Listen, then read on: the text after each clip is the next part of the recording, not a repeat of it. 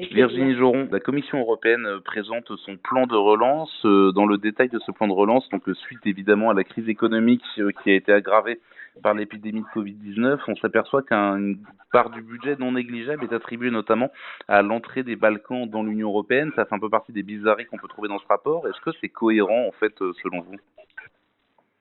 Bah, écoutez, moi aussi, avec stupéfaction, j'ai découvert cela à la dernière page.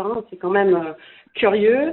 On nous présente ce plan de relance pour aider les États européens pour la reprise économique, évidemment. Et puis, on se rend compte qu'en fait, il y a pas mal de propositions de la Commission qui dit clairement que c'est pour aussi renforcer certains programmes. Donc, en fait, ils utilisent ce plan de relance pour aussi affirmer leur idéologie, et notamment en politique d'immigration et d'asile, et aussi pour continuer à faire rentrer les pays du Balkan. Donc on voit un 22 milliards entre autres pour le fonds asile et migration, 13 milliards pour la préadhésion de l'Albanie notamment.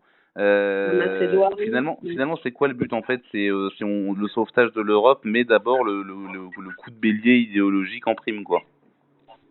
Tout à fait, c'est comme ils le disent clairement, c'est pour renforcer leur assise, leur rôle, pour accroître. Alors ils parlent de résilience de l'Union, mais aussi donc c'est pour relever les défis qui sont liés à la pandémie. Mais en fait, clairement, on voit bien qu'ils se servent de cette crise sanitaire pour continuer ce qu'ils ont entrepris, c'est-à-dire d'ouvrir l'Europe et surtout ne plus la protéger par rapport effectivement à cette politique migratoire qui, on voit combien, nous coûte beaucoup ici, surtout pour la France. Dans le dernier rapport de la Cour des comptes, on était à plus de 6 milliards.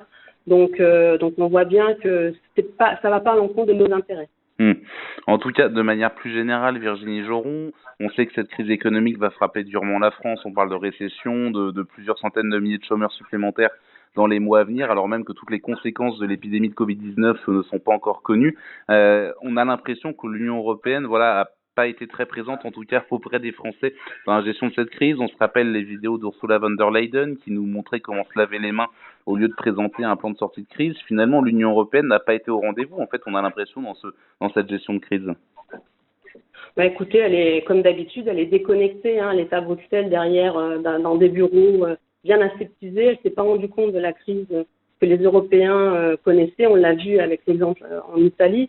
Mais on le voit aussi, ce matin, j'étais avec la commissaire Vestager, et dans ce rapport, on voit aussi que dans le plan de relance de 750 milliards, on voit que la France touchera que 39 milliards. Alors je dis que parce que quand on compare avec la Pologne, qui elle on leur propose 36 milliards, on se demande pourquoi la Pologne 36 milliards alors qu'on sait très bien que les pays les plus touchés sont l'Italie, l'Espagne et la France. Donc comment ils ont déterminé ces montants.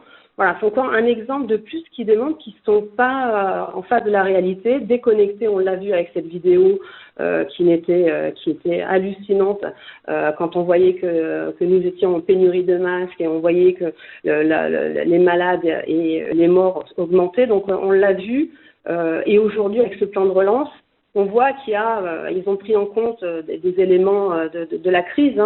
Maintenant ils ont pris en compte qu'il y a le problème en santé, où ils ont bien vu qu'il y avait ce déficit de personnel, ce problème d'alimentation des médicaments. Ils l'ont pris en compte, mais quand on creuse un peu, quand on leur pose les questions sur un peu plus de protectionnisme, un peu plus de relocalisation, eh bien là, ça botte en touche.